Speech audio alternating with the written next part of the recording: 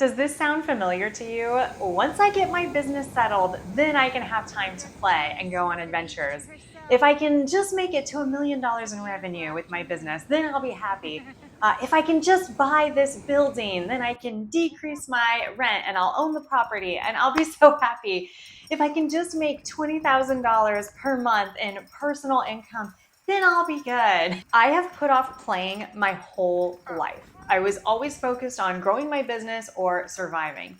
And after looking back in my journal recently from 2 years ago, I literally wrote down that I wanted to accomplish everything that I've actually accomplished right now. So 2 years ago, I wrote down what I wanted and now I have it. But the problem is now I just have my next goal or my next thing that I want. Because now, living in Las Vegas in the summer, it's too hot. I want a beach house. For example, I'm going to have a beach house. I'm going to keep following my intuition as to how to be at a place like this one day. I'm going to do it. A lot. So guys, I am jumping out of this awful cycle of achieving and waiting for this or that before I allow myself to have fun. I can have fun right now. I have so many things available to me. Like I can have fun honestly doing anything. Like let's just put that out there first. Like if I'm able to work on myself and open my heart, and I can choose to feel good in any moment. So there's that. But going back to what I wanted to talk about today, when people used to ask me what I do for fun, I would stop. I wouldn't be able to think of anything. And then I'm like, well, I like eating. I've always been a foodie. I absolutely love food. And then I'm like, I really love business. So I've always been fascinated by business. I've always been curious. How do I make a business where my employees are taken care of and my customers are taken care of and I'm making enough money to support myself? That was always my focus, something that I was trying to figure out. And I have figured that out with my virtual assistant business and it feels really good. But anyways, back to the hobbies thing. So I really didn't have hobbies besides food and working on my business. So I am determined, while I still have my relative youth, while I am still alive, to have some adventures and have some fun. So determined. My older brother, he's always been an inspiration in this when it comes to a life well lived. Hi, brother. Hi. This is very fun. He has 2 daughters. He has a wife. They always have adventures. There's some bread and jam if you want. What?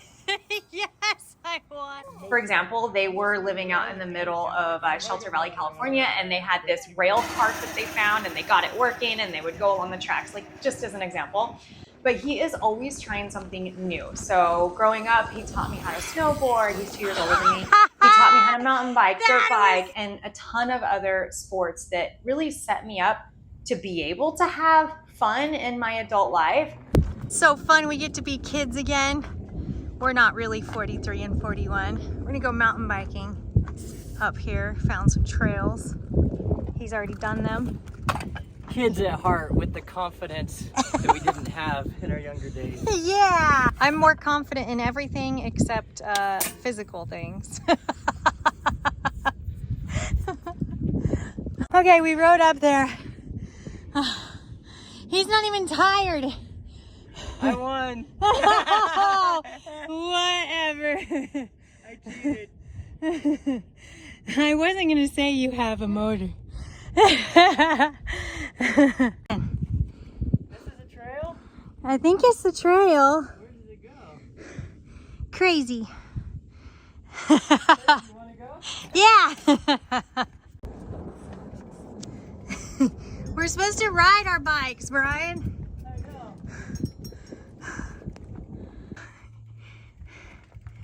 Wow. That would be fun going the other way. Brian, About right. the name of this trail is Lost Child. We have determined that my older brother provides me with once-in-a-lifetime experiences. These are experiences I only want to do once. But we have a great memory. We have a great memory. If we make it back. We're on an adventure. I gotta get that on camera. If not, what? We're gonna have a great memory, or at least hobbies shall not die up here. But instead of like getting into any of those things on my own, besides I did have a short stint racing dirt bikes, I ended up just focusing on my business. And just to be clear, like we were poor growing up, but this is when we were in our like late teens, early 20s, and we were able to do things on our own. And then actually mom and dad started doing well after we left the house. But that's another story for another day. So instead of actually going for hobbies and chasing fun, I've always been just focusing on my business. And it's really, really fun to follow my business passions. Like, it's fun. It's awesome. Like, it is a hobby. I do love it. But I also still had this mindset of I can't play, I can't have fun until X, Y, and Z are done. And I remember in my gyms that I built, like I built these gyms to have fun. I built a Ninja Warrior obstacle course. Well, I didn't build it myself. I had a lot of help, my brothers, friends. But anyways, I built things because I didn't like exercising and I wanted to have fun exercising. So I built an obstacle course to have fun exercising. But the problem that I keep running into over and over again in business is I'll build things kind of bigger than myself, and then I'll have to like work really hard to keep up with them, because dreams are super fun, but then when you have the rent and you have the overhead and you have all the things, it gets really hard. So I remember in like my gym just watching out my office window, because I put windows in so I could see people having fun and working out while I was working.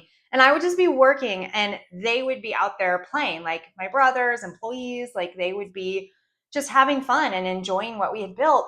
And I was always like, no, I'm not going to go out there and play until I'm able to make payroll. I mean, that was really important, but like I always had this list of things that I needed to do. And it could be anything from executing a marketing plan to helping my team to doing my taxes. But then I never played with them.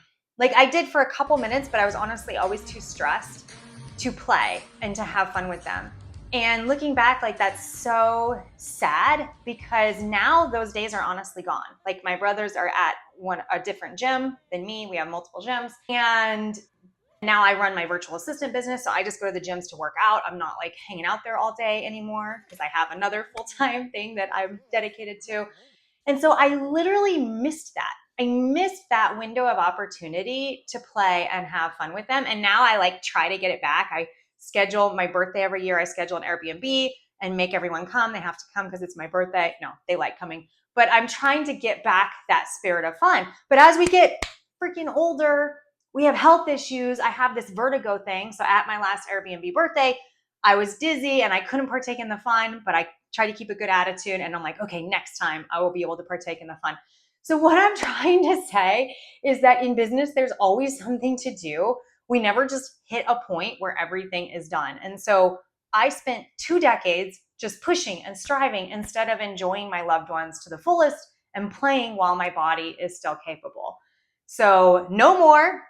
I am playing now. And as I'm like doing this voiceover, I hope you see all of the different things that I've been doing to try to get that spirit of play back. But the question is, how in the world do we get time as entrepreneurs to play? I mean, that's the question, right? So first of all, we prioritize growing and building our businesses. So let's kind of tweak our mindset to say, hey, wait, I get my best business ideas while playing. It's true.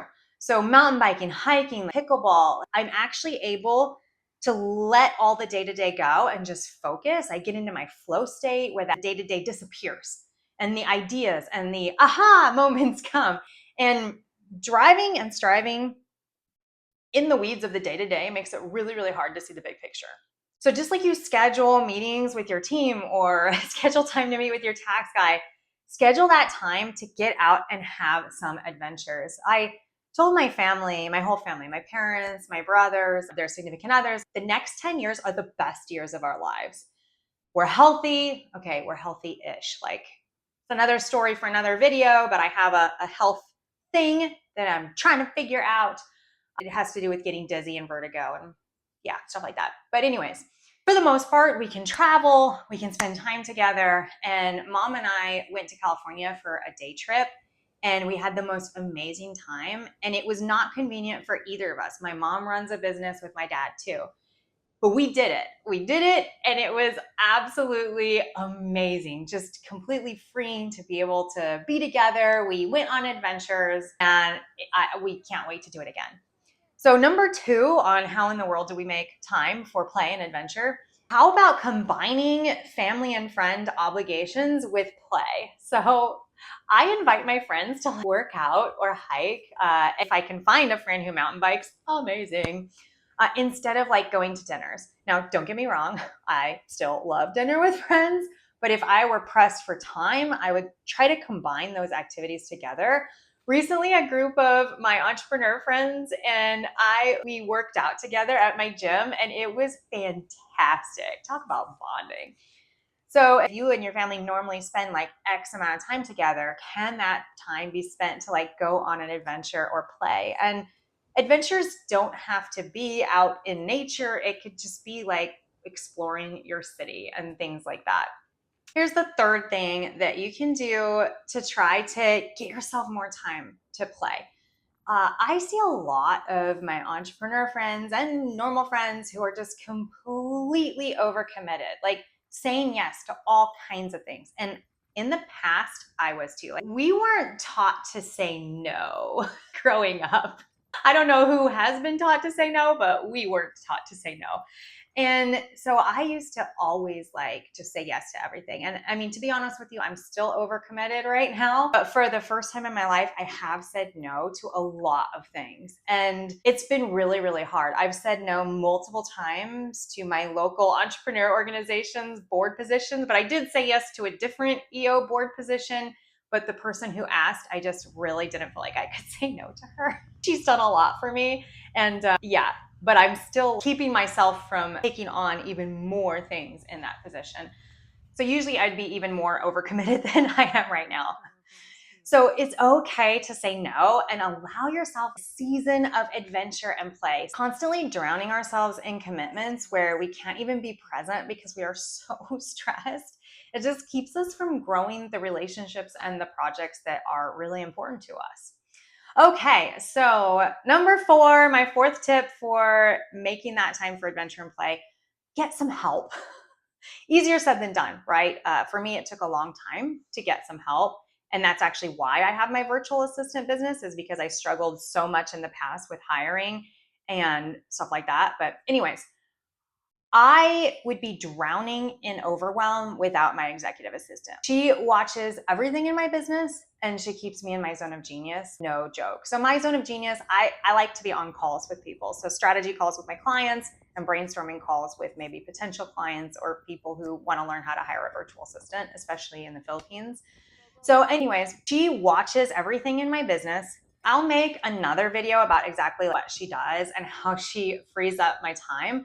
But to give you a sneak peek, she helps me onboard new customers, keep track of all client and team communications, and she helps me with lead generation. So this is my favorite position, the executive assistant position. It's my favorite position to place for our customers because it allows owners and business leaders to like free up so much time and be able to work on the things that really drive the needle forward in the business, and also allow them time for adventure and play, which gives them clarity on the future of their business. So number 5 is really carving out time in advance. So I start my workday at 6 a.m.